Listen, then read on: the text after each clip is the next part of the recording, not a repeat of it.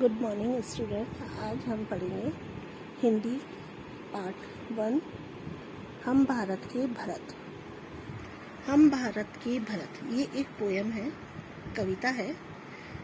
इस कविता के माध्यम से देश जो कवि है वो हम बच्चों के बीच में, आप लोगों के बीच में देश प्रेम की भावना को किस तरह से भरने की कोशिश कर रहे हैं।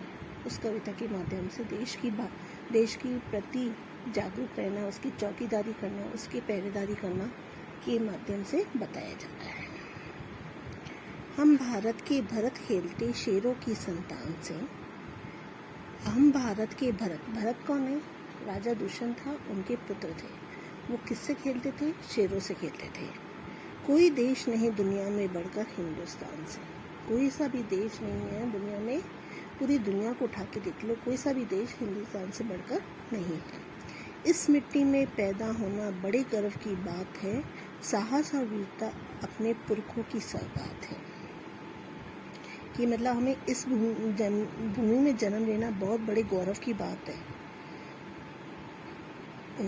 ये नहीं कि जमीन पे खेलना ये कोई गौरव की बात नहीं। इस मिट्टी में मतलब हिंदुस्तान की मिट्टी में जन्म लेना बहुत गौरव की बात है।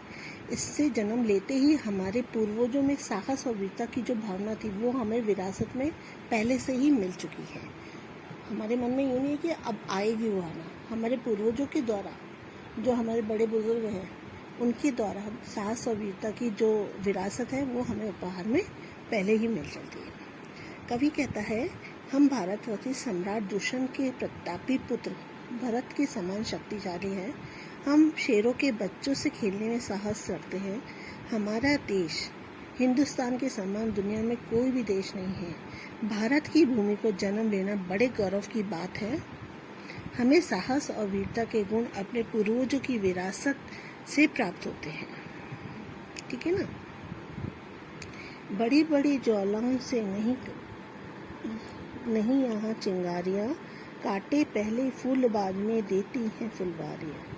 बड़ी बड़ी जो ज्वालाएं होती हैं, छोटी छोटी चिंगारियाँ जो बड़ी बड़ी ज्वालाओं को डट के मुकाबला कर लेती हैं, वो चीज़ बताइए। काटे पहले फूल बाद में देती हैं फुलवारियाँ। आपने बगीचे में देखा होगा, फूल से पहले हमेशा कांटे आते हैं, फूल बाद में आती है। काटे पहले फूल बाद में देती हैं फुलवारियाँ। कभी दहकते कभी महकते, जीते मरते शान से, कोई देश नहीं दुनिया में बढ़कर हिंदुस्तान। मतलब इसलिए बताया है कवि ने कि जो छोटी छोटी चिंगारियाँ होती हैं वो बड़ी बड़ी ज्वालाओं के सामने डट का मुकाबला करती है ना। और बगीचे में अपन जाते हैं तो आपने देखा होगा फूल से पहले कांटे आते हैं, फूल से पहले कांटे आते हैं। तो फूल तो बाद में आते हैं, सुखद चीज़ तो बाद में आती है, पहले चुभन चीज़ होती है। तो हम उस प्रकार है, उसमें हमारे में पहले जो कांटे आए हैं उसके बाद हम सुखद फूल आएंगे। ठीक है ना। कठिन संघर्ष करके सफलता पाते हैं। ठीक है। हम कभी अंगारे बनकर दहकते हैं तो कभी फूलों के समान महकते हैं। तो इस तरह से हम खुशियाँ फैलाते हैं। हिंदुस्तान से बढ़कर देश में कोई भी देश नहीं है। हिंदुस्तान से बढ़कर कोई देश नहीं है। कूद समर में आगे आए जब भी हम ललकारे, उंगली दांतों तले दबाए अचरज के संसार में। कवि कहता है, हमें गर्जना करके युद्ध भूमि में लड़ने से पहले आए हैं और हमारे पराक्रम के सामने सारा संसार आश्चर्यजनक करता है। जो हमारी साहसता और वीरता के सामने पूरा संसार इसके लिए आश्चर्य करता है। सदियों से बनते आए हैं हम पन्ने इतिहास के, त्याग और बलिदान हमारा व्रत है 12 मास के। हम सदियों से इतिहास बनाते आए हैं। अपनी मातृभूमि के लिए त्याग और बलिदान की भावना हमारे जीवन की प्रतिज्ञा है। इस मातृभूमि के खानों में हीरे जैसे अमूल्य रत्न तो निकलते ही हैं। इस मिट्टी में महान देशभक्तों का जन्म लिया ही है। सारे संसार में कोई भी देश नहीं। मतलब इसमें बताया जैसे खानों में से हीरा निकलता है, उसी प्रकार हिंदुस्तान की मिट्टी में से देशभक्त ही निकलता है। कोई सा भी देश नहीं है दुनिया में बढ़कर हिंदुस्तान से। यह धरती जो माँ है उसकी हमें है जान से प्यारी है।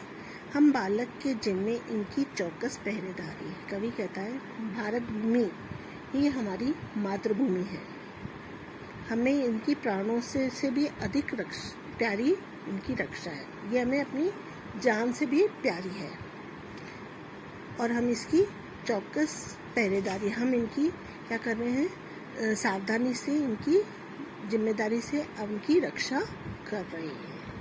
बोलो मेहनत खूब करेंगे, कठिन परीक्षा आई है, माँ का दूध पिया जो है, सौगंध उसी की खाई है।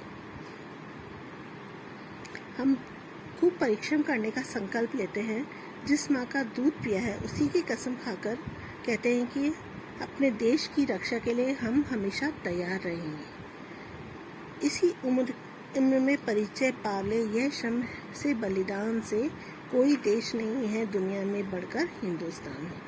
इस छोटी आयु से ही परिश्रम और बलिदान का अर्थ जान लें।